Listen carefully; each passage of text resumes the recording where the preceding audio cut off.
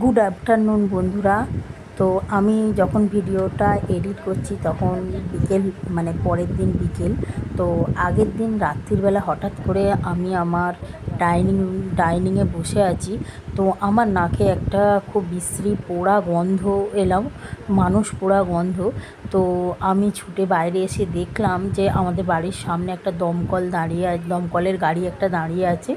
তো আমি ভাবলাম কি হয়েছে না হয়েছে দেখি। তো জিনিসটা জানতে গিয়ে দেখলাম আমাদের বাড়ির বেরিয়েই রাস্তার ঠিক উল্টো দিকে একটা গলির ভিতরে মা আর ছেলে থাকতো।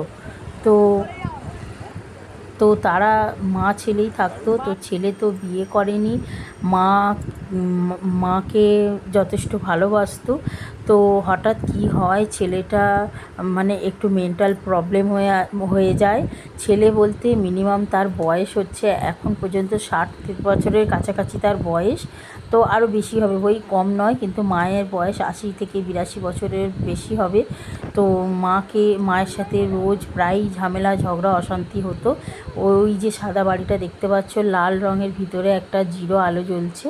হ্যাঁ, তো ওই বাড়ির ভিতর থেকে দেখো প্রচণ্ড পরিমাণে ধোঁয়া বেরোচ্ছে। তোমরা আশা করি তোমরা বুঝতে পারছো। তো আমি জুম করেও দেখাবো এবং কাছে গিয়েও যে ঘটনাটা ঘটেছে দেখাবো। এবং জি 24 ঘন্টা নিউজ চ্যানেলেও দেখিয়েছে। তো বন্ধুরা তোমরা দেখো, প্রচণ্ড পরিমাণে ধোঁয়া উঠছে।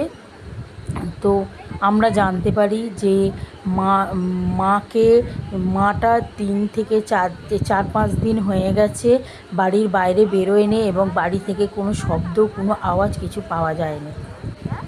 তো আমরা জানতে পারি যে ছেলেটা কিছুদিন আগে মাকে প্রচণ্ড পরিমাণে মারধর করেছে, মেরে মাথা ফাটিয়ে দিয়েছিল এবং থানা পুলিশ হয়েছে।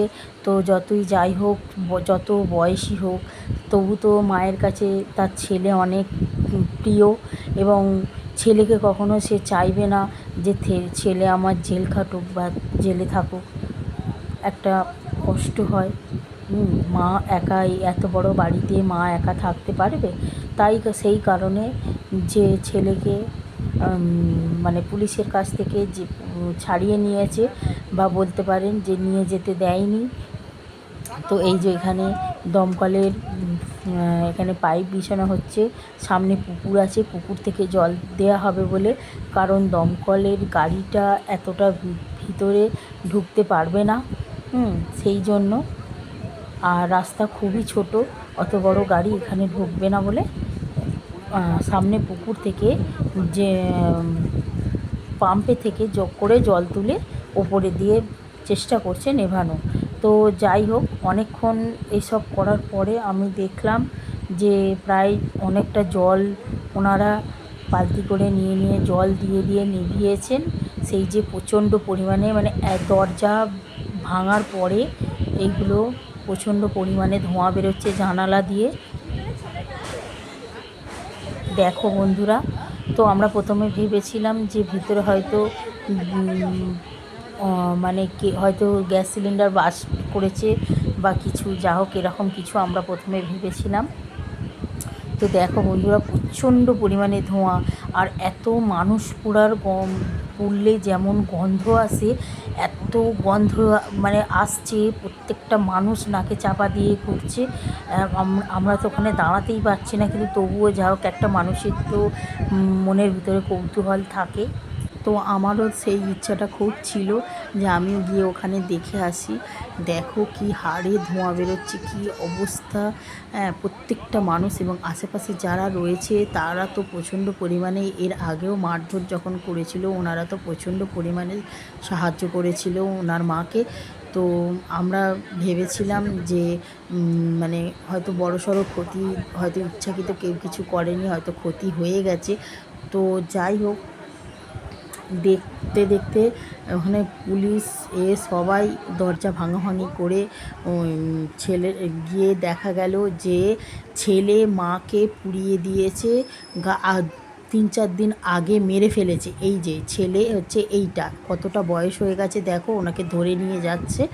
তো 3-4 দিন আগে ছেলেটাকে মেরে ফেলেছে, মেরে এই মাকে মেরেছে, ছেলেটা মেরে রেখে দিয়েছিল। কাল রাত্রে তাকে পুড়িয়ে দিয়েছে। তো পুড়িয়ে দিয়ে নিজে পাশের ঘরে মশারি খাটিয়ে রুম স্প্রে দিয়ে গান চালিয়ে ও শুয়ে শুয়ে গান শুনছে এবং যেমন মানুষ একটা আয়েসের মধ্যে থাকে, তো ওরকমভাবেই ও ছিল। আর পুলিশ তাকে সকলের হাত থেকে বাঁচিয়ে নিয়ে তাড়াতাড়ি তাকে পাঠিয়ে দিল, নাহলে আমাদের পাবলিক তাকে মেরে মানে পুরো ছাতু করে দিত। তাই জন্য পুলিশ সকলের হাত থেকে বাঁচিয়ে নিয়ে চলে গেল, কারণ সত্যি আমাদের ওখানে পাবলিক সত্যি ওকে মেরে ফেলে দিত হয়তো। তো দেখো বন্ধুরা, মায়ের লাশটাকে প্যাকিং করে এই যে নিয়ে আসছে, দেখতেই পাচ্ছ। তো সত্যি খুব মর্মান্তিক ঘটনা, খুব দুঃখজনক ঘটনা যে এরকমভাবে হবে।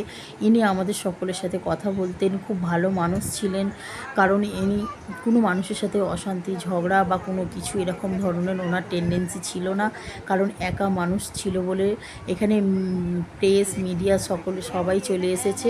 হ্যাঁ, দেখো জি 24 ঘন্টাতে এই যে ইনি করেন সাংবাদিক। তো এনারও আমাদের পাড়াতেই বাড়ি। হ্যাঁ, ওনার নাম হচ্ছে সমর। তো উনিও আমাদের এখানে মানে ভিডিও করেছেন এবং এই ভিডিওর মধ্যে আমরাও ছিলাম, আমাদের ভিডিওর মধ্যে উনিও রয়েছেন। আমি আলাদা করে যে ভিডিও করে এই যে ছেড়েছি উনি আছেন, আবার ওনার ভিডিওর মধ্যে আমরাও আছি। তো যাই হোক, ঠিক আছে, ভালোই হলো। তো এই যে এখানে কতগুলো পুলিশের গাড়ি আছে দেখতেই পাচ্ছ। আর তারই মধ্যে আমার মেয়ে প্রচণ্ড পরিমাণে বায়না করছে পুলিশের গাড়ি দেখে যে গাড়ি চড়বে। তো যাই হোক, ও আমার মেয়েকেও একটুখানি পুলিশের গাড়িতে বসালাম, বসে 2-4টা ছবি তুলেছি। আমার মেয়ে এত কান্নাকাটি করছিল, গাড়ি থেকে কিছুতেই আসবে না, প্রচণ্ড পরিমাণে দুষ্টুমি করছিল। তো দেখো বন্ধুরা, আমার মেয়ে এত অন্যায় করছিল বলে আমাদের পাশের বাড়ি তাদের বাড়িতে নিয়ে গিয়ে দাঁড়িয়েছিলাম। তো আজ এই পর্যন্ত।